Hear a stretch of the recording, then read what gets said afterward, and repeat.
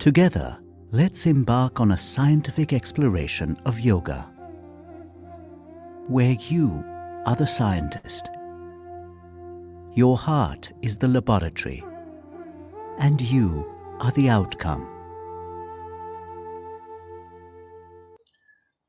Namaste everyone. Today we are going to talk about shrama and karma.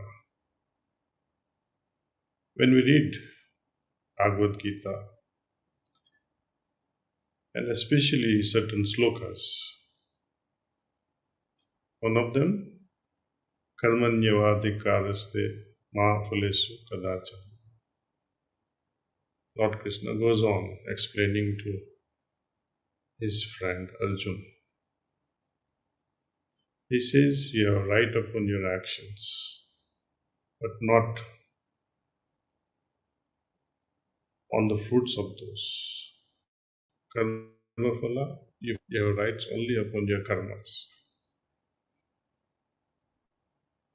Now in modern society today, when I had to work hoping for a salary, am I not putting the salary upfront that I must have, or I must have so much of salary, or I must have so much of profit at the end of the day while doing my business? Or if I had to go to Mumbai or some place, will I not have to act first? How can I forget about the karma phalas and attempt to perform karma? Very interesting things. It confuses a lot of us. Confusion comes not because of the theory, not because of what Lord Krishna talks to Arjuna. It is because we have not understood what Lord Krishna is trying to tell Arjuna. He is very specific. In order to understand what karma meant in those days, we'll have to study the difference between karma and shrama. Shrama is all labor, anything that we do to sustain our life here, financially, physically, and otherwise, so many other things that we do at a physical level. That is all shrama. Karma, in those days, had a different meaning. Karma is all about Brahmagyan, God realization, enlightenment. And such things can happen only when one is surrendered. God realization, enlightenment, they cannot be forced. You cannot force God and say, I have done so much of punya and now I deserve this God realization. No. So in that spirit, he says, karma, you have a right to perform, but not upon the phalas. Surrender, submit. Just as these meanings of words change over a period of time, unfortunately, these eons of time between that period when Lord Krishna was walking on this planet and today, it's a huge gap of 7,000 plus years. Imagine a word like gay. In 60s, in 70s, in 50s, in earlier periods, the word gay meant one simple thing, a joyful individual, happy individual. Today, the word gay has a different connotation, you all know.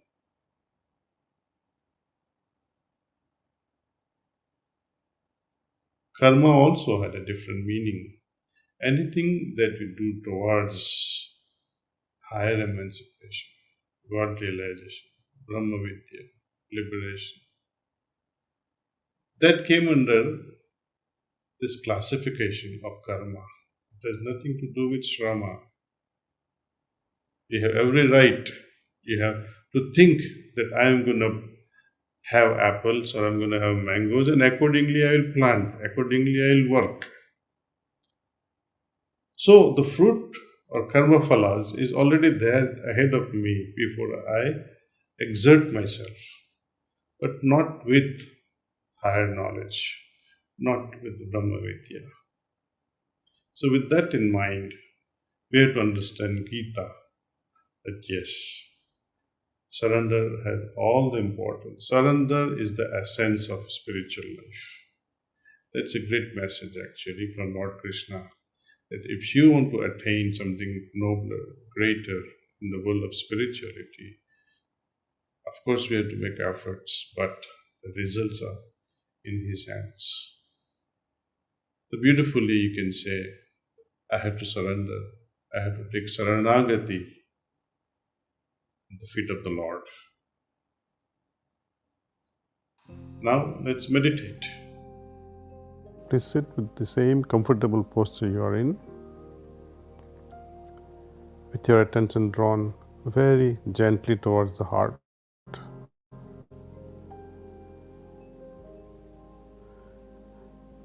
Think that the source of light which is already present inside my heart is drawing my attention inward.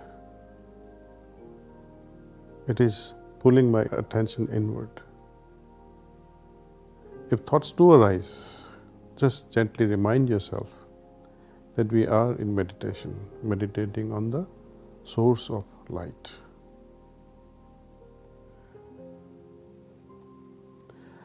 Let us rest our attention in the heart. Feel the longing that is there in the heart to be one and the highest one can be. Call upon this deepest self for guidance. Try to go deeper within. Once this process of meditation is over, I will say that's all. That is when you open your eyes. So let's meditate.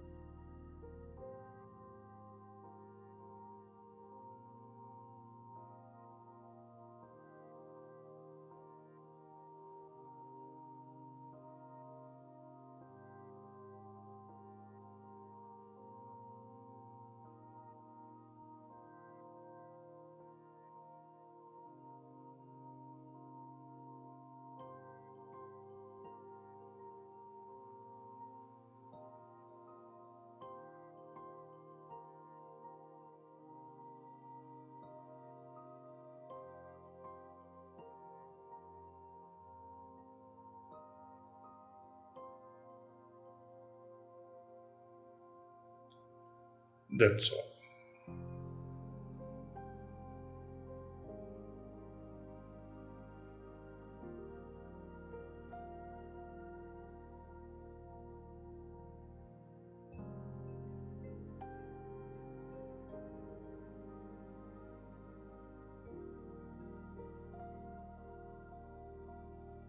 We have some questions.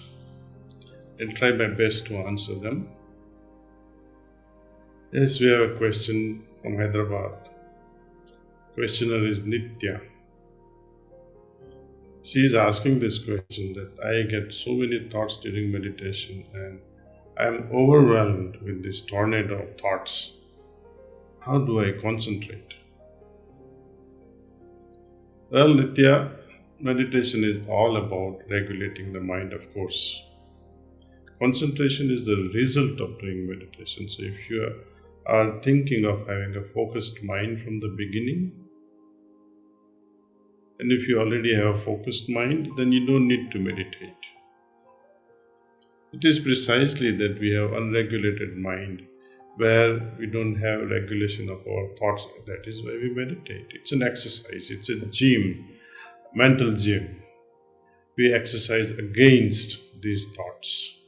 So it really does not matter how many thoughts we get or tornado of thoughts. Just sit quietly, simply allow yourself to have your mind focused on the heart with an idea that divine light or the source of divine light is already present in your heart. That's all I have to think. If there are more thoughts, what I generally do is direct my mind once again to heart and say, I am actually meditating now. If I remain busy with thoughts, meaning fighting with those thoughts, you will remain fighting. One chain leading to another chain of thoughts, leading to another chain of thoughts, and it's a never-ending saga. Whenever we realize that, yes, I have deviated from meditation, gently remind myself that I am meditating. If it still overwhelms you, gently open your eyes and close again and see what happens. If it still overwhelms you, take a deep breath and again pay attention to your heart and be more receptive to this pranavati which you have already experienced. Good luck to you and see how it changes your meditation. Let me know.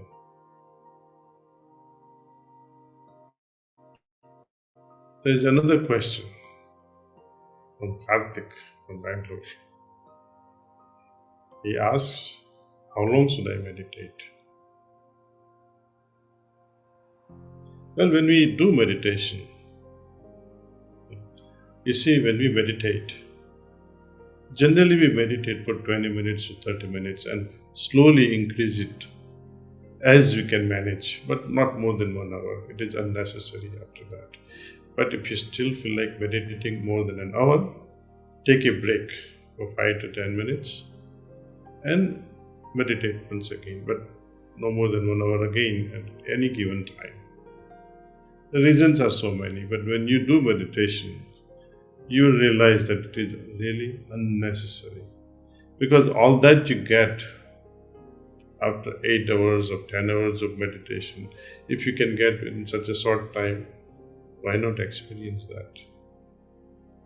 Heartfulness way of meditation rewards us so efficiently that lesser time invested and greater benefit out of this whole process. Our Prime Minister spent almost 8 hours or 12 hours, God knows how many hours, in one cave, constantly meditating whole day. Is it worth it? Then something is wrong with your process. If you're sitting on a table and you go on eating and eating and eating and eating and you're never feeling quenched, you're never satisfied with your hunger, then what is this 12 hours of eating? It's not worth it. Anyway, coming back to this idea, best is not to think and limit the time. Whenever this saturation or the end point happens in meditation, you will realize it. Heartfulness is very simple. Just be in tune with your heart and see how it takes us day after day with our regular meditation practice. You will judge. You will be the judge of when to end this meditation. I would like to thank all the participants of Yoga for Unity and Well-Being 100 Days towards the International Day of Yoga 2021. Patanjali Yogpith's Pujya Yoga Rishi Swami Ramdev Baba and respected Acharya Balakrishna Ji. I thank Pujya Swami Chidananda Saraswati Ji, head of the Paramartha Niketan Ashram, Rishikesh, India. Thank you.